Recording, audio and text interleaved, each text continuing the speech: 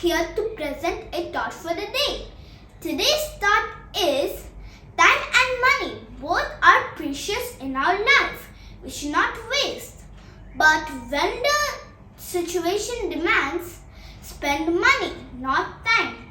I repeat my thought. Time and money both are precious in our life. We should not waste. But when the situation demands, spend money, not time. It means time and money both are valuable, but sometimes we will get a situation to spend time or money. In that case, we can spend money, not time, because we can get money again, but we can't get time once it is wasted. Thank you. Thank you for watching this video. If you like this video, don't forget to like and subscribe to my channel. Bye. Have a good day.